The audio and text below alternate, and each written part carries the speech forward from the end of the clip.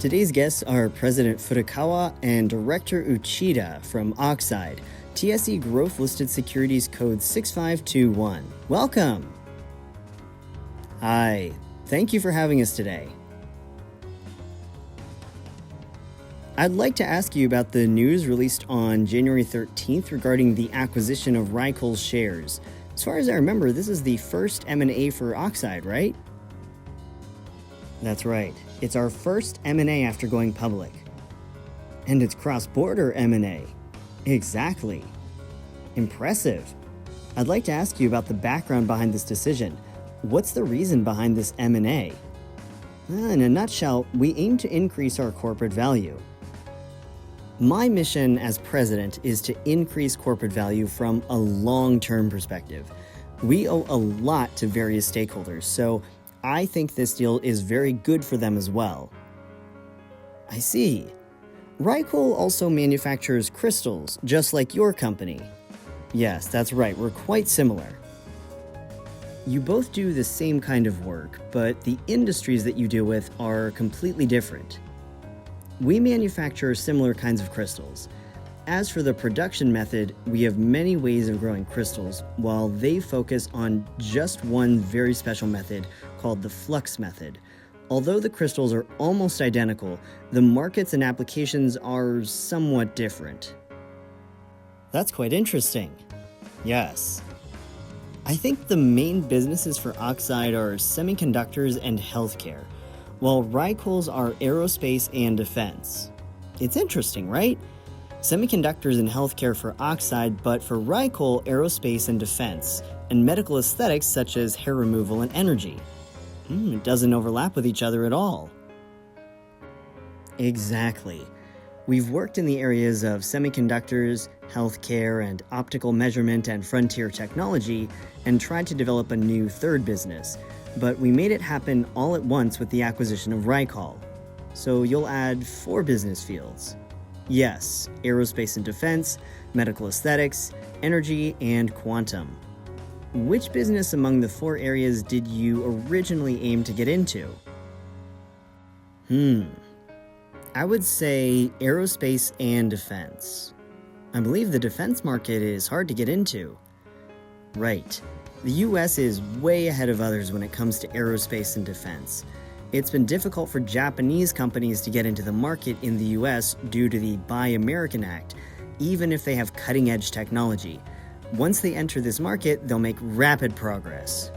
The customer in this market is quite demanding in terms of quality, right? Yes, some Japanese companies are doing business with great engineering know-how. Then, by entering this market, you'll improve the product quality. Sales scale will literally get larger as well. Yes, we also focus on the quantum market. I have the impression that the quantum market is still in its infancy as an industry, but it's already a viable business? Yes, the Nobel Prize in Physics was for quantum entanglement last year, and it became a hot topic in Japan. Raicol's already had several hundred million yen in sales in this business area. Amazing. We newly established the Quantum Center and are doing business with dozens of companies and institutions around the world. The quantum market will grow several trillions of yen by 2030. By 2026, even just the quantum communications market may reach several hundred billion yen. I don't know if this market estimate will become true, but we're already doing business for customer research and development purposes. Together with Raicol, we can supply almost all types of crystals in the quantum market, such as wavelength conversion crystals and crystals for memory. So, if this market grows as estimated, it'll be a great success story for sure. Even if the market doesn't grow as estimated, we can still do business for customer research and development purposes.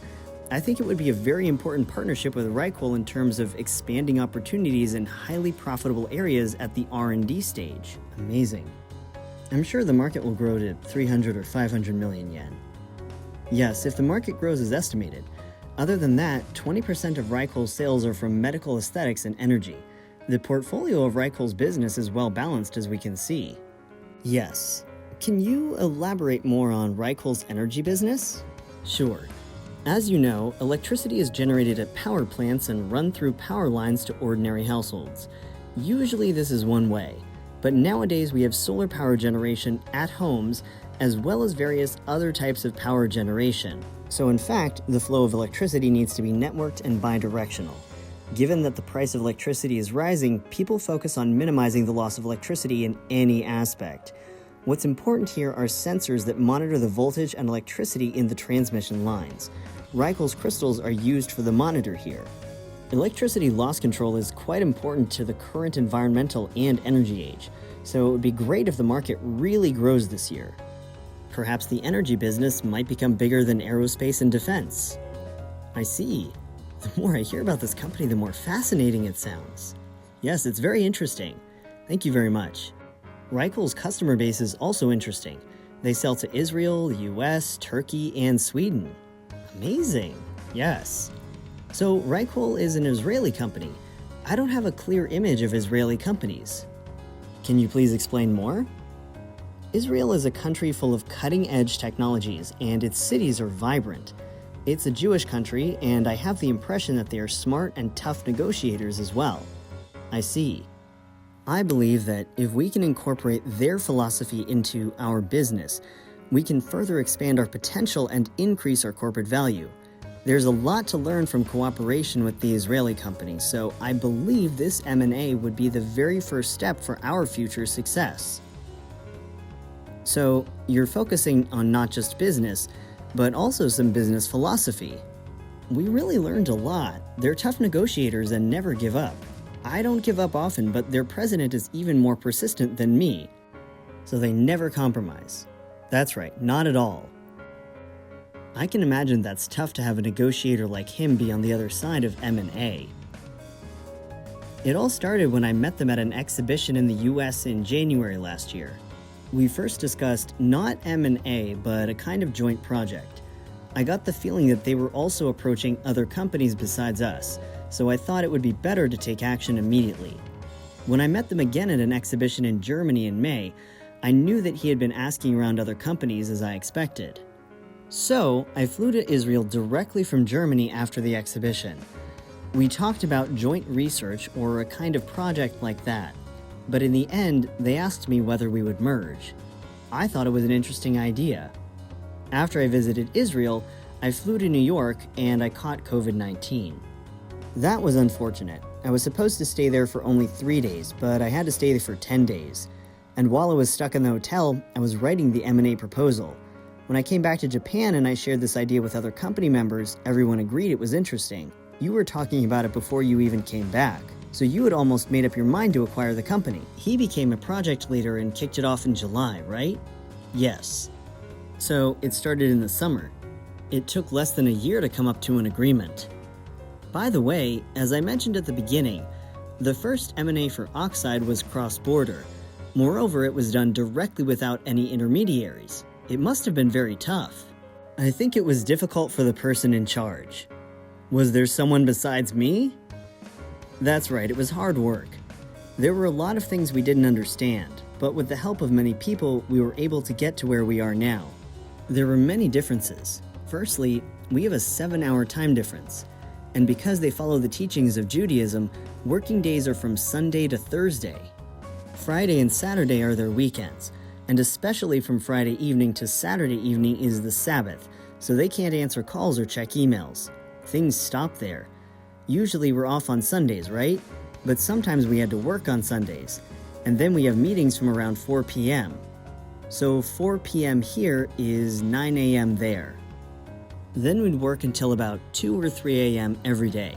Since we have American customers, we had to work 24 hours a day. Early in the morning with American customers, during the day with domestic customers in Japan, and at night with our Israeli counterparts.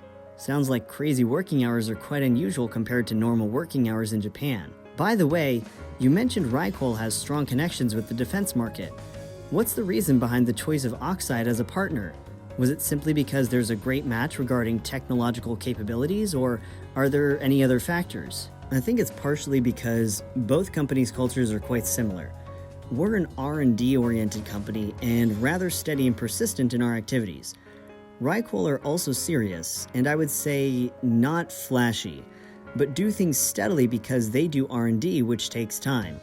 Even if we were meeting for the first time, I felt like we'd known each other for a long time. Do you know what I mean? Culture-wise, we have something in common. That's good. I think it was quite hard for you to take on this first project, but as far as your growth strategy, President Furukawa was saying that you would aggressively expand the business through M&A. So I imagine that you'll continue to take second and third steps while making the most of this area. I believe what we learned from this M&A really helps us for our future growth. I'm not saying we just want to do M&A, but we deeply discussed how to increase our corporate value through it. There aren't many M&As in the optics market in Japan, but as far as I understand, companies in the US conduct M&A after IPO and they increase corporate value. When I founded OXIDE, a lot of startups went public globally and were growing through M&A, whereas in Japan, only large companies conducted M&A, and most of them only considered economic rationality in a short time period. So they easily terminated business after acquiring a company if sales were too small. As you can imagine, engineers in a sales-side company would have a difficult time. I started my career as an engineer, so I could understand how they felt. But I believe M&A itself is not a bad idea. It's natural to me to increase corporate value through M&A. I see. So will the next release come out in the near future? We can't really say anything about that right now. Of course. Anyway, I hope the investors will continue to watch OXIDE. Thank you both very much for your time today. Thank you very much.